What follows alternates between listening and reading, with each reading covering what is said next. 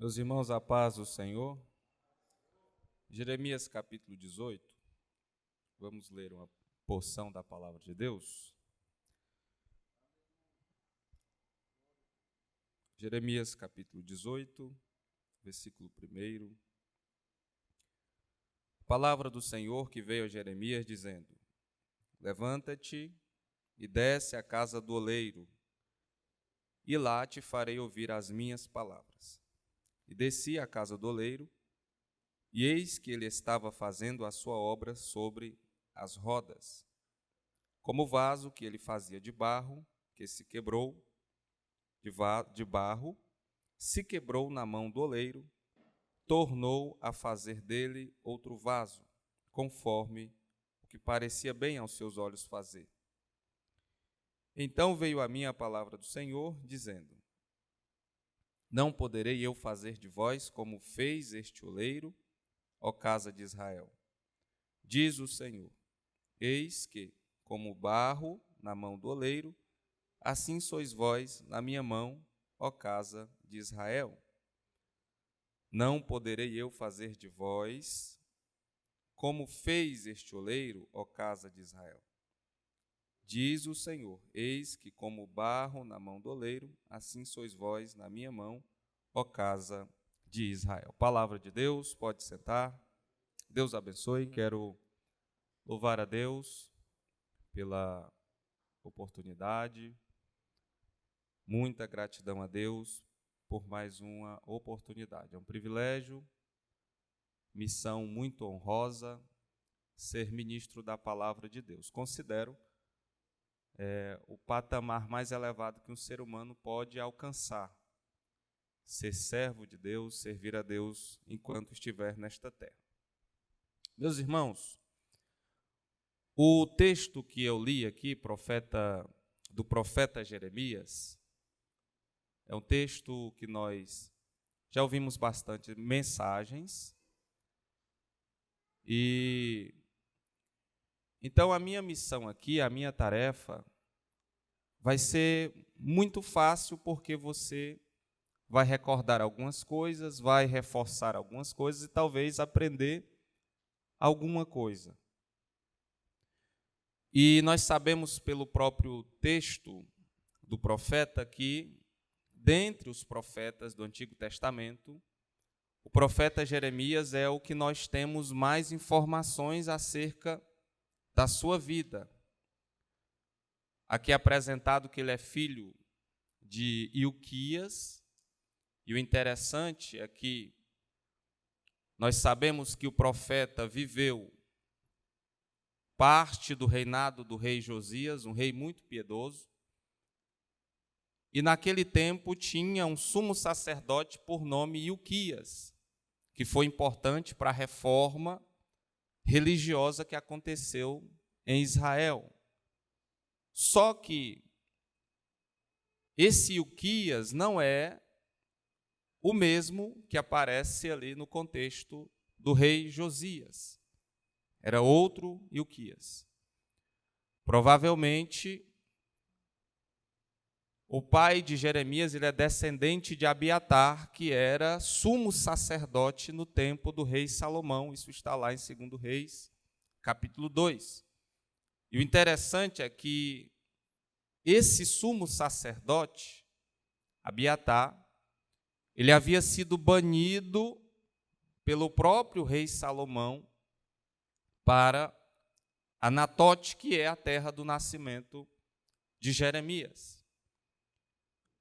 Nós sabemos também que o nome do profeta significa Deus exalta ou Deus estabelece, talvez algo relacionado à própria pessoa do profeta, ao ministério que o profeta exerceria, porque, via de regra, as mensagens dos profetas eram mensagens de confronto, mensagem onde Deus chamava o povo ao arrependimento, porém, sempre havia ali mensagem de restauração, mensagens de esperança. E o interessante, uma das coisas interessantes que nós observamos é que o profeta ele é chamado por Deus Aparece lá no primeiro capítulo, e o interessante é que ele recua diante do chamado de Deus, característica presente na vida de todo chamado. Há essa tendência, não é regra, mas via de regra, alguém que é verdadeiramente chamado por Deus para uma missão específica, via de regra, recua diante do chamado, dispensa oportunidades, fica com medo, não se vê à altura da missão, da função que Deus chamou essa pessoa para desenvolver. Nós temos o caso, por exemplo, do próprio Moisés. Moisés tentou fugir do chamado. Temos o caso de outros profetas.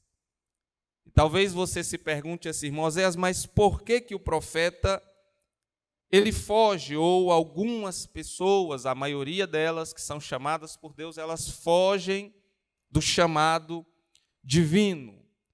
Porque uma das coisas que Deus faz, Deus faz primeiro, é se revelar para o chamado. O chamado é alguém que Deus alcançou, transformou, está em contínuo processo de transformação, e essa pessoa passa a ter uma outra percepção de quem Deus é. Isso aqui é muito interessante. E essa percepção de Deus que a pessoa passa a ter, também amplia a compreensão da grandeza da obra de Deus. Então, todo chamado é alguém que vai recuar, porque primeiro conhece quem Deus é, um Deus santo, um Deus que é puro, que é ordeiro e que tem o controle de todas as coisas. E sendo esse Deus tão grande, tão santo e poderoso, o chamado, ele vai olhar para a obra de Deus e vai dizer, Senhor, tem gente melhor, tem gente mais capacitada, tem gente mais gabaritada. Eu não estou à altura de algo tão grandioso. Não estou à altura de estar a serviço de alguém tão grande. É por isso, parece que eu vejo Deus olhando para esse tipo de gente e dizendo assim, é por isso que eu escolhi você para essa missão. Via de regra é assim. O profeta Jeremias, ele tem um ministério difícil, porque o seu ministério se resume em dois tipos de mensagens. A primeira, Deus disse assim, Jeremias, eu vou te levantar para derrubar e para destruir. Olha só que coisa interessante. Eu vou levantar você para derribar e destruir, mas também vou levantar você para edificar e construir. Mas primeiro é derrubar e destruir.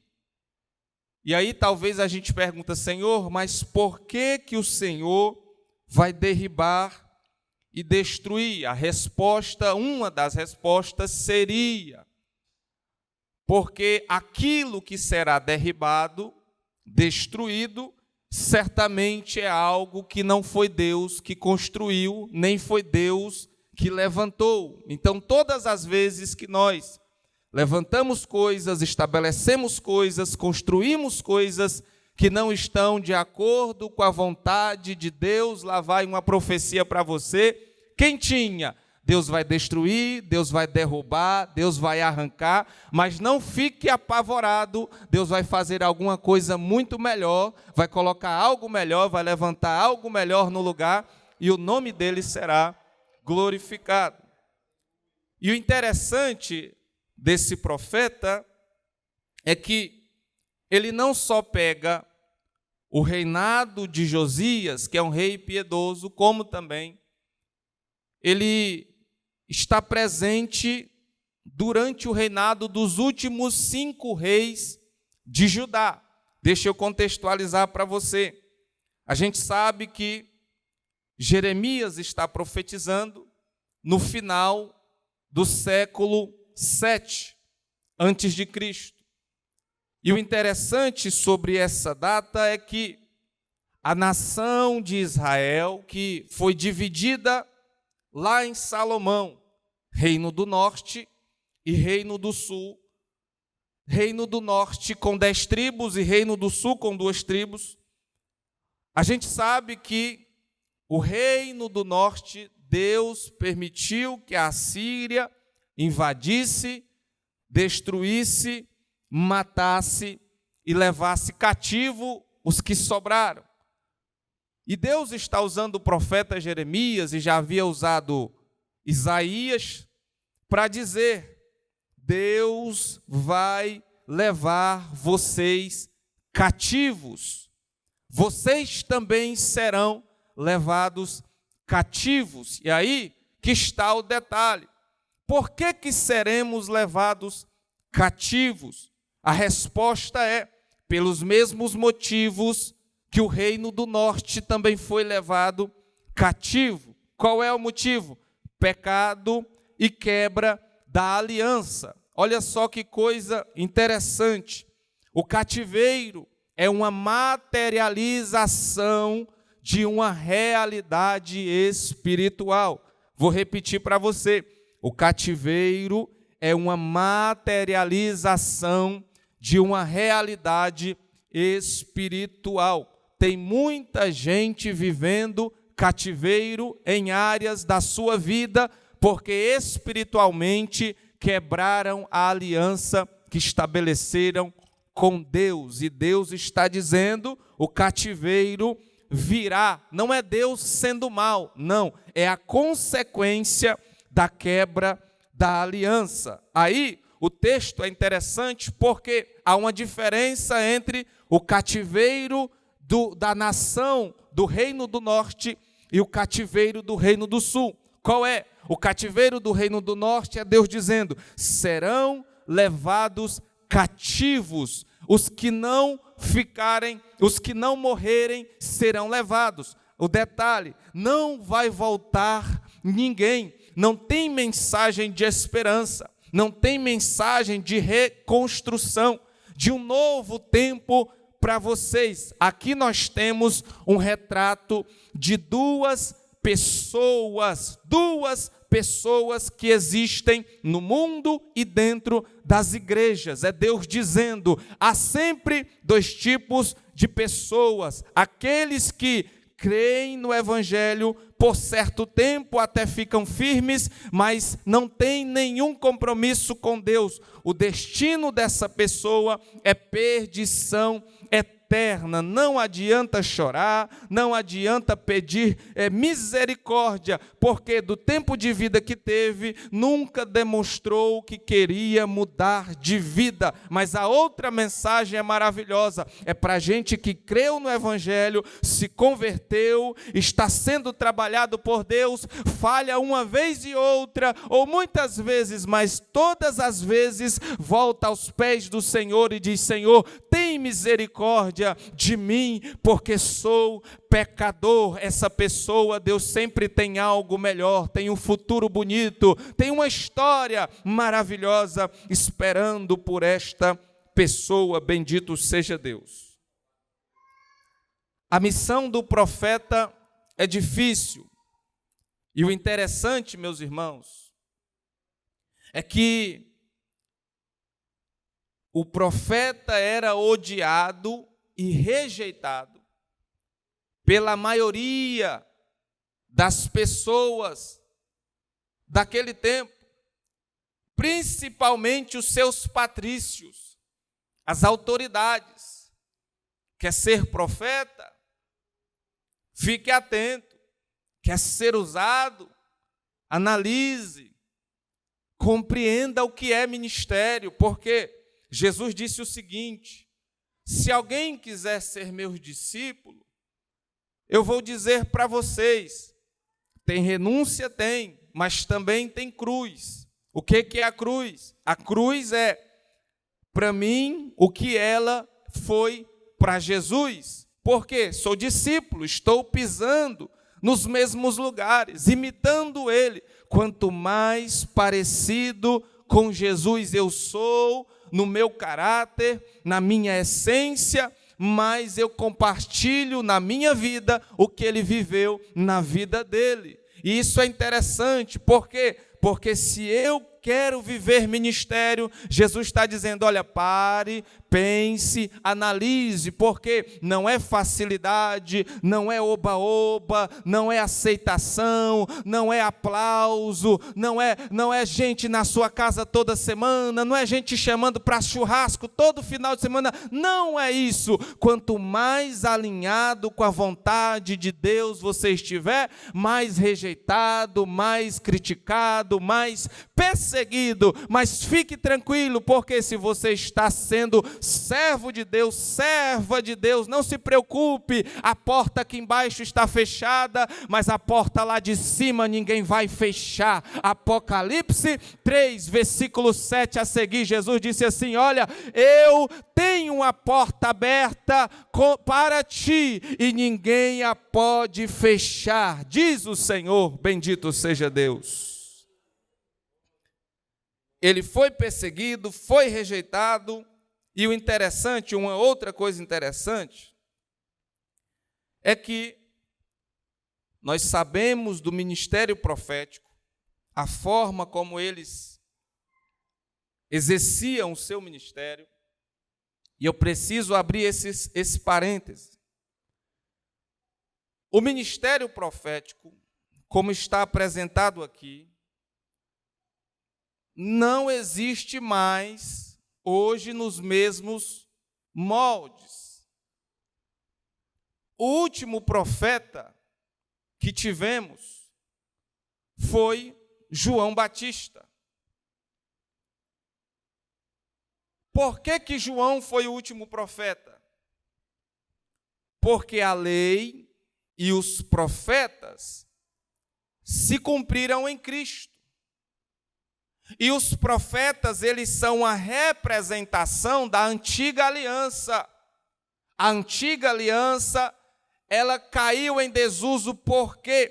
Porque ela passou a ser, ela serviu de sombra e de indicador à pessoa de Cristo. Então, quando Cristo se manifesta, toda a lei foi cumprida em Cristo. E aí, o interessante é que a antiga aliança, Deus estabelece no Sinai, com a nação de Israel, mas a nova aliança Deus estabelece no Calvário, através da pessoa de Cristo, não escrevendo mais em tábuas de pedra, mas com a morte do seu Filho unigênito, Jesus Cristo. E o próprio profeta, que é um profeta da antiga aliança, mas que tem uma mensagem que se volta para a nova aliança, ele diz, olha, vai chegar um momento que Deus vai escrever a sua lei nos seus corações, vai remover o coração de pedra e vai dar um coração de carne para vocês. Era o profeta, talvez sem saber de forma completa, que Deus estabeleceria um novo pacto com o seu povo. E por que eu estou falando do profeta? Porque esses profetas, que são aclamados nos nossos tempos, os ditos profetas, não podem ser compreendidos como profetas nos mesmos moldes destes profetas. Porque estes profetas, o que eles falavam, não poderia ser julgado. Era o próprio Deus falando. Virava registro, palavra de Deus inscrita e inspirada. E como que funciona hoje, irmãos? Deus, está lá escrito em 1 Coríntios capítulo 12, que Deus, ele manifesta os seus dons na igreja. A uns ele dá a palavra de conhecimento, a outro discernimento, a outro dom de operações, a outro de maravilhas, línguas estranhas, e alguns ele usa no dom de profecia. Não é da mesma forma, significa dizer, se Deus tomar alguém aqui em profecia, não significa que essa pessoa é um profeta, não. Deus usou em profecia. Deus pode usar o porteiro, pode usar a irmã do círculo de oração, pode usar o pastor, qualquer crente que tiver na brecha, Deus pode tomar e usar, mas não quer dizer que é profeta. E o detalhe, Paulo, inspirado pelo Espírito, disse o seguinte: olha, quando o profeta profetizar, a igreja vai julgar à luz da palavra de Deus para saber se aquilo é mesmo de Deus. Irmãos, isso aqui é tão sério, mas tão sério, que eu conheço o caso, um testemunho que eu ouvi quando eu fui uma vez em Goiânia, de um profeta que entregou uma profecia a uma mulher, e essa mulher acreditou e abraçou aquela profecia que o profeta dizia que era de Deus, e aí quando viu que nada aconteceu, que não se cumpriu nada, a pessoa desacreditou da igreja, desacreditou de profecia, e o coração fechou. Olha a seriedade. Então, se Deus te toma em profecia, tome muito cuidado, tenha certeza que Deus de fato está te usando, te mandando falar, e o trem está tão bagunçado que Deus fala o seguinte: Deus vem ao coração da pessoa e diz: olha, meu servo, diga para fulano de tal que eu vou ajudar ele nessa situação. E aí quando a pessoa vai entregar a profecia, dá umas 5 sapateadas, fala 20 línguas estranhas, e aí começa: olha, Deus vai fazer isso, vai levantar você, vai botar numa cadeira. Não, irmão, não inventa, não diga o que Deus não disse, porque Deus vai prestar conta de tudo que você e eu fizermos na obra dele. Bendito seja Deus.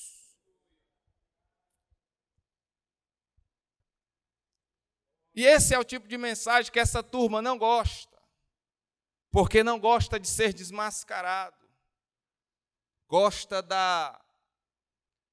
como eu posso dizer, da glória que eles recebem, das honras. E o interessante é que o profeta lidou com esse tipo de gente. Se não me falha a memória, acho que capítulo 11, ele diz que os profetas falsos curavam a ferida da filha de Sião falsamente, dizendo paz, paz, quando não há paz.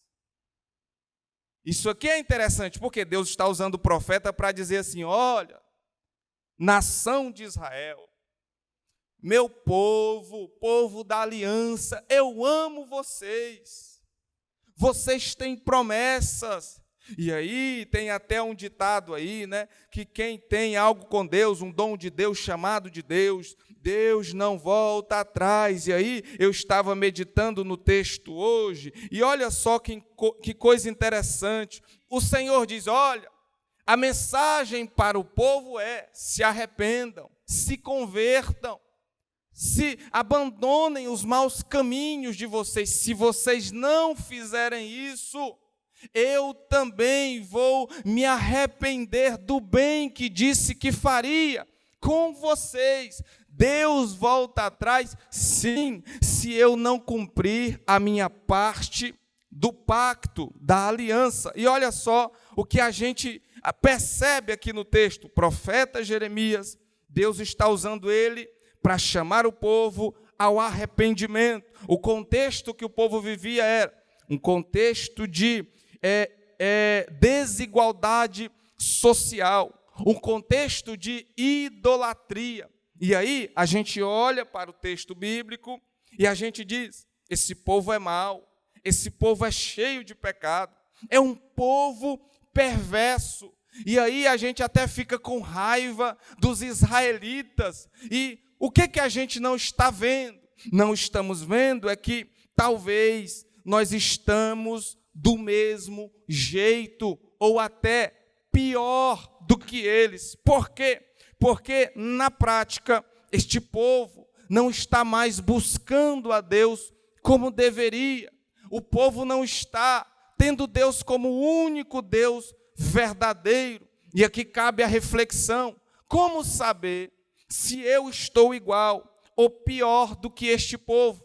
É só você ser honesto consigo mesmo, puxar na sua memória aí e ver se no seu dia a dia você está vivendo do jeito que Deus quer. Se você e eu estamos buscando a Deus do jeito que Ele quer. O pecado fez algo terrível com a gente, nos separou de Deus e nos separou da pessoa. Em Cristo, Deus deseja restaurar estes dois pilares perdidos, porque Ele disse: o maior mandamento é amar a Deus sobre todas as coisas e o próximo como a ti mesmo. Na prática, nós sabemos se a pessoa ama a Deus de verdade, se ela é capaz de perdoar aqueles que ofendem essa pessoa, se ela é capaz de amar pessoas que não dão motivo para amar. E aí a pessoa diz: não sou nem obrigado, não sou nem obrigada. Sim, Jesus também não era obrigado a descer do seu trono e vir padecer e ser pregado numa cruz, mas Ele disse: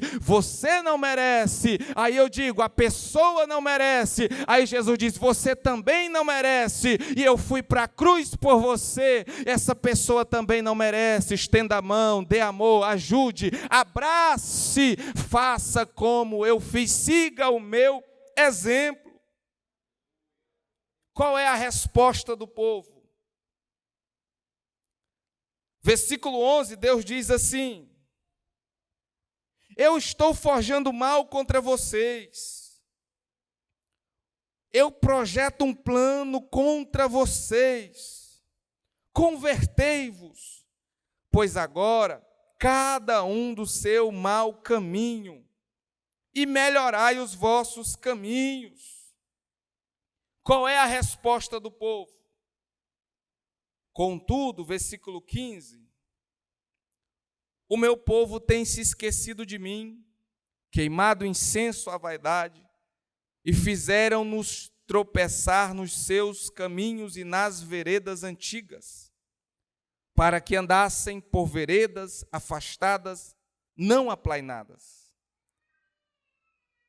para fazerem da sua terra um espanto e uma irrisão perpétua.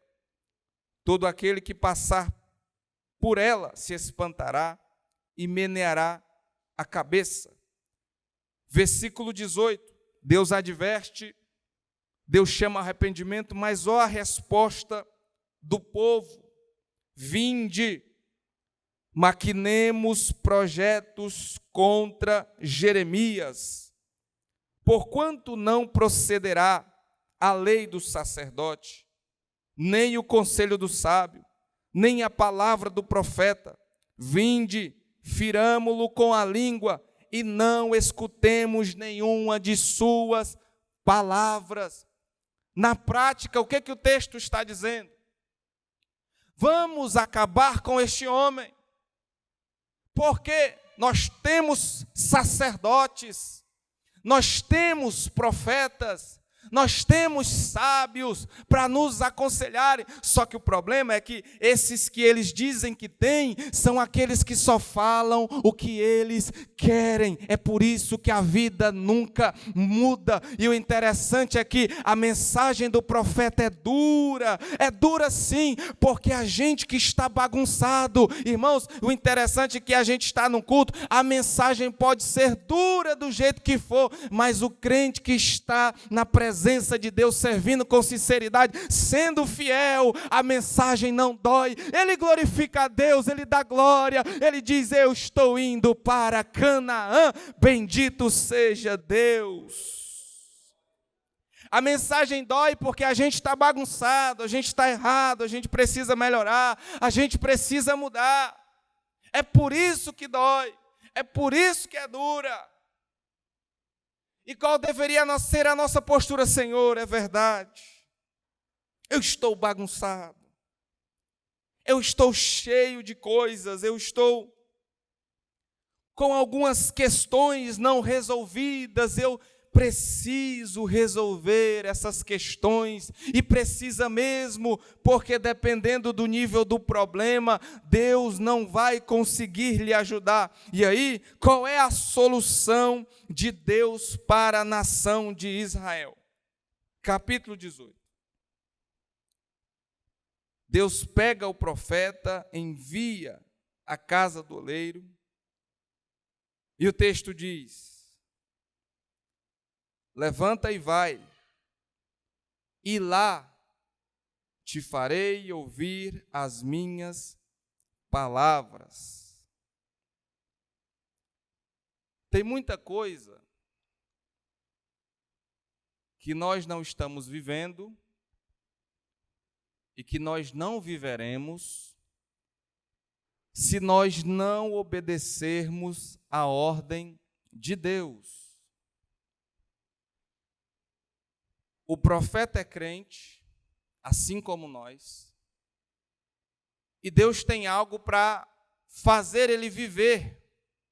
Só que Deus diz: a condição para você viver é ir para lá. Então tem muita gente que nós só viveremos alguma questão que Deus tem para nós se nós nos dispormos a ir para lá. Senhor, mas aqui está bacana, sim, mas você tem que sair daí e ir para lá. Porque tem questões aí que estão te atrapalhando a viver o que eu tenho para você. Sim, mas aqui eu estou confortável, eu tenho os meus amigos. Sim, é esses amigos que estão te impedindo de viver o que eu tenho para você. Sai daí e vai para lá. Senhor, mas aqui não tem como eu ouvir o Senhor. Você até ouve, mas não entende do jeito certo. Sai daí e vai para lá. Temos exemplos na Bíblia. Se Abraão tivesse ficado em Ur dos Caldeus, jamais se tornaria o pai da fé. Deus não deu um destino, Deus só disse: sai daí, Abraão, e vai para lá, em direção a uma terra que eu te mostrarei. E no processo, Abraão se tornou o pai da fé. Moisés vivia no palácio e Deus disse assim: Moisés, eu tenho um ministério grande para você. Você será o pastor da nação de Israel. Você será um símbolo da lei, um tipo de Cristo. Sim, Senhor, mas eu quero ser aqui no palácio. Não, sai daí e vai para lá. Para onde? No deserto. Lá eu vou falar com você, vou me revelar para você. E o exemplo maior é o nosso Cristo, que estava lá no céu, e o Pai disse: o ser humano está perdido, não tem mais jeito para ele, mas como que faz para resolver? Tem que descer lá e morrer lá na cruz para dar perdão para eles. Bendito seja Deus. E eu desci à casa do oleiro, e ele estava, em outras versões, trabalhando, e a sua obra sobre as rodas. O oleiro está trabalhando. O oleiro está trabalhando. Não se esqueça disso. Nós somos o vaso na mão do oleiro e por vezes nos quebramos, mas o texto diz que o vaso está trabalhando. As pessoas investem em nós quando a gente atende às expectativas delas. Quando falhamos com elas, elas nos abandonam, elas desistem.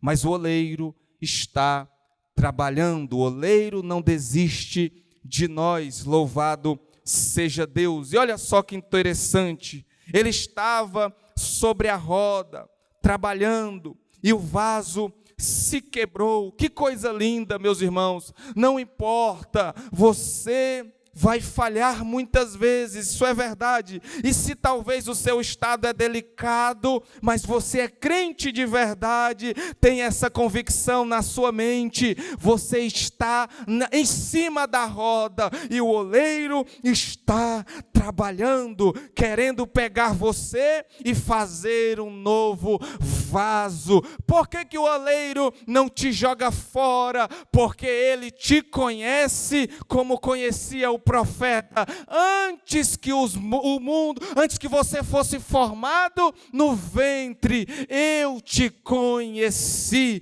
Louvado seja o nome de Jesus. Por que o oleiro não te joga fora? Porque o oleiro fez promessa para você e ele não vai desistir de você. O que vês, Jeremias? Eu vejo uma vara de amendoeira. Eu digo para você, eu velo pela minha palavra para cumpri-la. Eu vou velar pela minha palavra. Se Deus disse que vai salvar, Ele vai salvar. Se Deus disse que vai curar, Ele vai curar. Se Deus disse que vai prosperar, Ele vai prosperar. Deus vai cumprir a sua palavra. Bendito seja Deus. Porque era difícil. Estou encerrando. Não poderei eu fazer de vós como fez este oleiro, ó casa de Israel. Por que Deus faz essa pergunta? Porque quando a gente está fora da presença de Deus,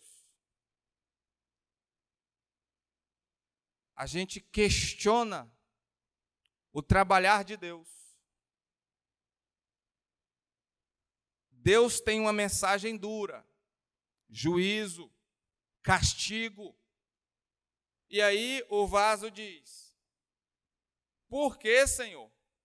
Sou teu servo, te sirvo há tanto tempo, eu não mereço isso. Aí Deus poderia dizer: é verdade, você merece coisa pior.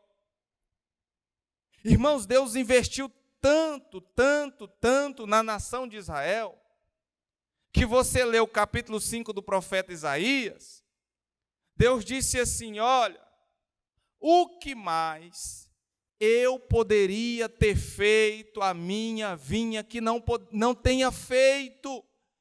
Eu plantei, eu cuidei, eu reguei, esperei que desse uvas boas, mas deu uvas bravas. Irmãos, isso aqui é muito sério, porque se alguém, vamos pegar a melhor pessoa do mundo hoje, ela com recurso, com capacidade, ela investisse em você, te deixaria feliz. Imagina Deus, que é o dono de tudo, dizer assim: eu fiz o que pude por esta nação, eu fiz o meu melhor, eu dei o meu melhor, eu investi pesado, enquanto as outras nações se acabavam por aí, eu estava com eles, dando luz, dando sombra, dando pão, dando água, dando proteção, dando direção, suprindo eles, mas eles não deram o retorno que eu queria. E aí o interessante é nós, irmãos, é a nossa vida, e Deus está trabalhando, e a gente que a gente não gosta perto da gente, e Deus moldando. Deus parece que está dizendo: rapaz, presta atenção, eu estou querendo trabalhar em você. Senhor, não, mas não é assim, tu sabe de nada, deixa eu trabalhar, você está em cima da roda, e eu vou tacar fogo mesmo, para o vaso ficar no ponto. Deus está trabalhando, Deus está trabalhando, louvado seja Deus. E aí, se a gente cometer a loucura, e Paulo pegou esse texto e usou ele na carta aos Romanos, se não me engano, capítulo 9, Paulo disse assim: porventura, pode o objeto questionar quem o criou? Por quê? Porque nós temos o homem mais justo da Bíblia, que é Jó. Eu falo mais justo porque o próprio Deus dá testemunho dele. Não é alguém falando dele, mas é o próprio Deus falando dele. Deus diz: vocês viram o meu servo Jó, viste o meu servo Jó, reto, fiel, temente a Deus, se desvia do mal. E Jó recebe toda aquela carga, toda aquela dor, todo aquele sofrimento. E aí a gente olha para a situação de Jó e a gente extrai algumas lições. A primeira que a gente pode extrair é a questão do mal. Por que que um homem justo está recebendo mal de Deus? Aí não é de Deus, é de Deus, porque é Ele que deu a permissão e é Ele que está trabalhando em prol daquilo. Por que que Jó, um homem justo, está sofrendo este mal? A primeira lição que eu aprendo é que muitas vezes o mal de Deus sobre nossa vida virá como um instrumento de trabalhar o nosso caráter. Veja o capítulo 42 de Jó. O texto diz que Jó fala da sua boca: eu só conhecia Deus de ouvir falar, mas agora os meus olhos contemplam a Deus. Jó foi elevado de nível, ele está com a espiritualidade diferente e foi submetido ao processo, mas mesmo assim o Jó questionou a Deus, como a gente faz: Senhor, por que eu estou passando por isso? Aí Deus, com seu humor maravilhoso, ele diz: Jó, eu vou te responder. Por que que você está passando por isso? Por quê? Porque você está tendo a ousadia de me questionar. Aí eu vou te fazer uma pergunta, e se tu me responder, eu respondo a sua. Tá bom, Senhor, pode fazer. Aí Deus fala: se prepara, lá vai a primeira. Aonde você estava quando eu lançava as estrelas no firmamento e falava o nome de cada uma delas? Jó, aonde tu estavas quando eu riscava as areias do mar e dizia: água até aqui e daqui para trás? Jó, aonde tu estavas quando eu formava os abismos da terra? E Jó fica calado, Jó fica calado, e o texto diz que Jó diz: quem é este que encobre o conselho e a sabedoria? Falei de coisas que não conhecia, coisas elevadas demais para mim. Saiba de uma coisa, meu irmão: Deus está trabalhando, Deus está trabalhando, Deus está trabalhando na sua e na minha vida, e Ele vai completar a obra, Ele vai completar a obra. Se coloque de pé. Oh, aleluia. Pai, é no nome de Jesus que eu oro neste momento. Elevo os meus pensamentos ao Senhor. Ó Deus, eu creio, Senhor, na Tua palavra. Eu creio na capacidade do Senhor de moldar a nossa vida, de trabalhar em nós. Pai, muitas vezes o vaso ele precisa receber o calor do fogo para que as impurezas que não podem ficar ali, elas sejam destruídas, Pai. Ó Deus, que o Senhor faça a mesma coisa conosco. Eu sei que a gente não gosta do processo, é doloroso, mas a gente precisa, muitas vezes, é o remédio amargo que resolve o problema. Senhor, nos ajuda, Senhor, a chegar lá. Pai, eu sei que a mensagem do céu, para muito crente, não causa entusiasmo. Falar de Jesus, da vinda dele, não provoca mais tanta reação, Senhor, mas eu tenho certeza que qualquer um que pudesse ir lá no céu, daria o que fosse necessário para passar a eternidade lá. Pai, nos ajuda a chegar lá, nos ajuda a chegar lá. Nós queremos, Senhor, chegar lá e abraçar o nosso Mestre. Nos ajuda, Pai, no nome do Senhor Jesus, no nome de Jesus. Deus abençoe. Obrigado. Deus abençoe.